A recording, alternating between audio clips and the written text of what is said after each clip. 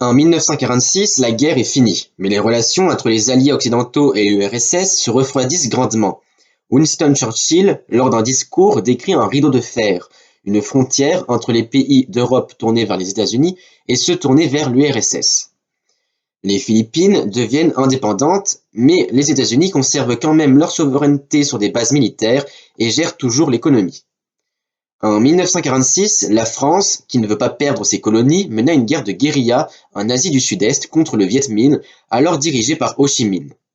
C'est le début de la guerre d'Indochine. Tout commence lorsque Ho Chi Minh déclare le Vietnam indépendant alors que la France est en train de reconquérir le territoire perdu lors de l'occupation japonaise. La France n'hésite pas et bombarde Haiphong, se déclenche alors la bataille d'Hanoï, offensive menée par le Ho Chi Minh pour libérer la ville, ainsi que la guerre d'Indochine du même coup. En France, toujours, la 4e République voit le jour. Elle reste fidèle au modèle de la 3e République.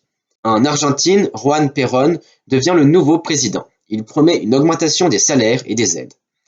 En 1946, voit le jour le premier ordinateur électronique numérique qui pèse tout de même 50 tonnes.